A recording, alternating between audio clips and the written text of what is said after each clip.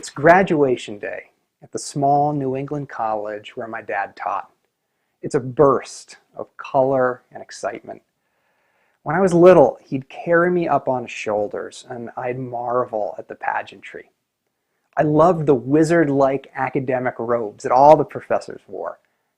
My father explained how you could tell what degree someone had and the school they'd gone to based on the color and design of their gown and hood. It was like a diploma, a credential that you could wear.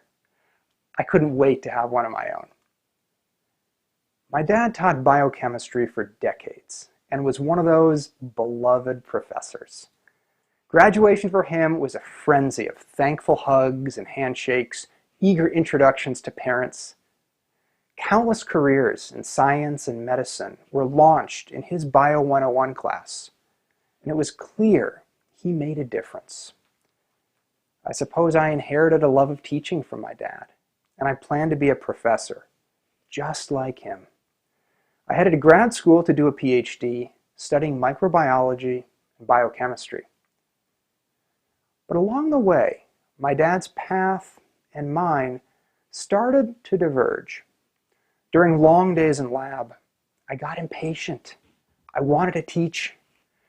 I didn't want to wait to graduate and do a postdoc, spend years navigating a treacherous job market. So I turned to the internet, which was breaking down the barriers to entry and removing the traditional gatekeepers in many established fields. From my kitchen table, I started recording tutorial videos, teaching the basics of chemistry, using simple hand-drawn diagrams, and I put the videos on YouTube. And people actually started watching them. First a few folks, and then more, and then more. Thank you emails poured into my inbox. I wasn't a professor yet. I hadn't even finished my PhD, but I was helping students all over the world get through their chemistry classes. I got the sense that something big was brewing here. But my dad would hear none of it. When I explained that I was thinking about abandoning the traditional professorship route to explore this new world of online education, he exploded in anger.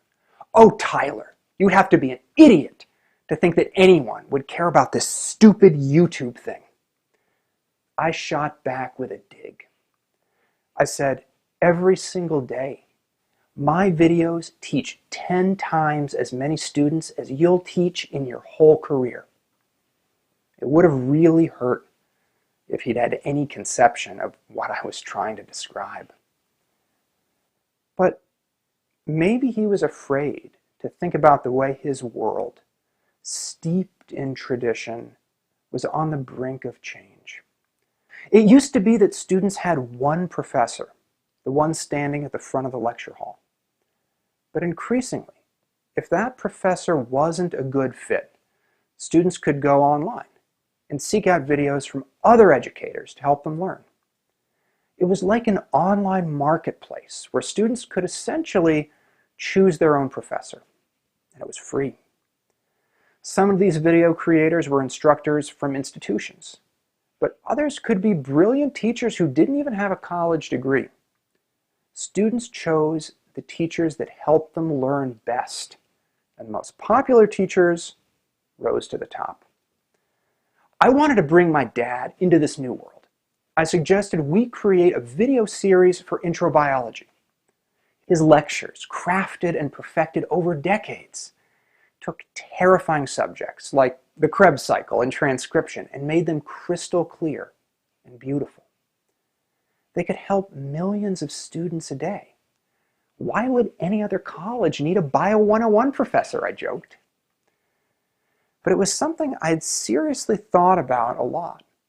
What if you identified a few incredibly talented educators, like my dad, and gave them essentially limitless resources, content editors and animators and production teams, and they were able to devote all day, every day, to making incredible, beautiful educational content?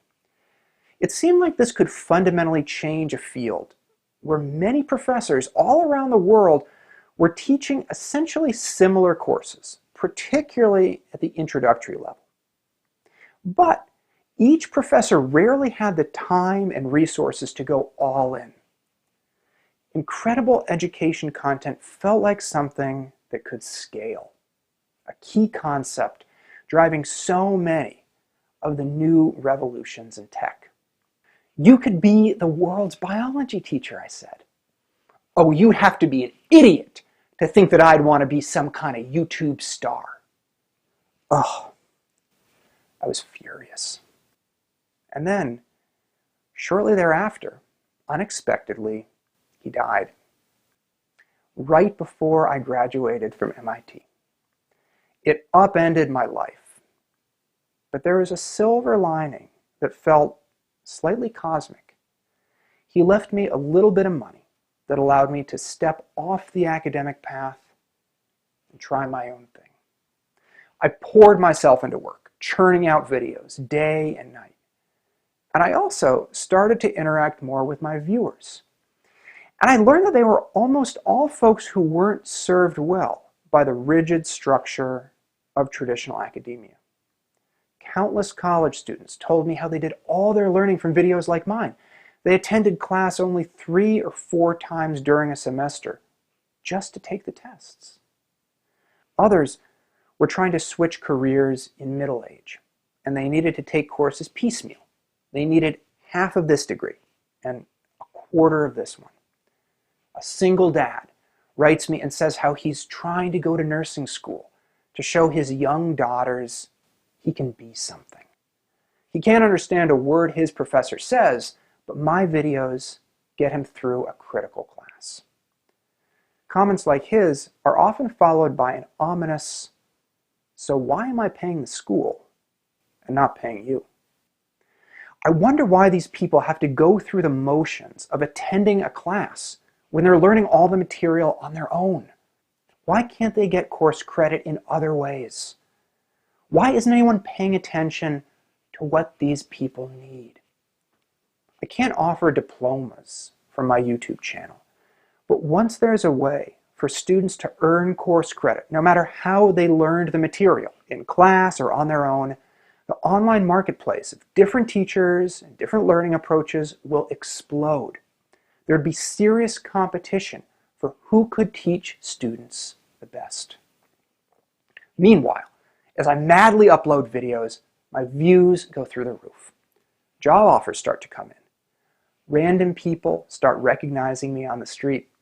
An awkward, "Hey, do you make YouTube videos?" It's followed by hugs and handshakes, selfies, and even occasional tears. Around this time, my career moves from the lecture hall to the laboratory. I join a company focused on education for pharmaceutical and life sciences companies. The CEO is bold and eccentric, and she wants to push the envelope and teach complex lab methods entirely in virtual reality. Outside of academia, things move fast, and the stakes are different.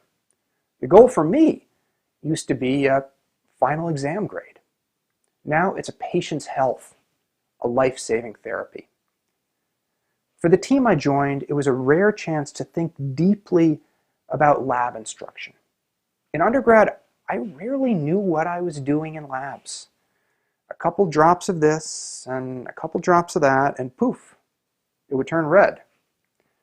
Test tubes would break if frazzled TA tried to guide 30 students at the same time. But VR can be a consistent, constantly vigilant, one-on-one coach. A learner can practice activities over and over until they truly understand what they're doing and why they're doing it. And students don't need an instructor or a TA. The software does the teaching. Put on a VR headset, and you don't need a multi-million-dollar microbiology laboratory to teach microbiology. And it's clear that academia isn't the only player that can provide high-quality learning, even in advanced technical fields. Coding boot camps have received a lot of attention, giving credentials that allow folks to transition into programming roles. But with VR, you could imagine companies offering biotech credentials and teaching the lab skills needed to, say, manufacture cutting-edge cell and gene therapies. When you look at all these forces together, it's clear that real change is going to come in higher education. When I was up there on my father's shoulders, those colored robes at graduation represented discrete credentials earned from classroom and research time at specific schools. Maybe the metaphorical academic robe of the future is more of a patchwork cape, a discussion class taken in person at MIT, an introductory content certification passed with the help of YouTube videos, a VR laboratory course from a company outside of academia. Graduation is unlikely to be a single defined event, and learners, instead of institutions, will have the power to decide what sort of credentials they need and when and how they master the prerequisites. The impact of COVID is likely to only accelerate this. Even the most prestigious schools are now giving credit for courses completed online. It's going to be tough to put that genie back into the bottle. And hopefully, the specter of these changes will force colleges and universities to double down on what they can uniquely provide. Maybe that's getting students to dive into research, or providing valuable one-on-one time with professors, fostering discussions and mentorship. MIT has always been on the forefront of innovation, and there's a unique opportunity here for it to lead academia into this new future. But look, I know how hard this change is going to be. My father, who is a brilliant educator, couldn't see it or didn't want to see it. You'd have to be an idiot to think that anything was going to change. But at the same time, he valued learning over all else, like many other great teachers. He used to say the focus of education should be learning, not teaching. These new paths of teaching, of certification, they're not trivial shortcuts. They'll help students master the same fundamental skills, just more effectively, more efficiently. You know, I think back to the first time I tried the virtual reality lab product I'd helped to build. A team of so many brilliant, talented people had worked on it for months. I slipped on the VR headset, and there I was, a lab bench in front of me. The focus was a fundamental microbiology method. It was probably one of the first things my dad learned when he was in grad school, and it was one of the first things that I learned. I wondered for a moment what he would have thought if he could have seen this. I imagined, somewhat hopefully of course, that he'd look around in the headset, grab a petri dish, sterilize his metal tools in the Bunsen burner until they glowed a bright orange. And maybe he'd say, with one of his trademark phrases, "Whoa, this is pretty nifty.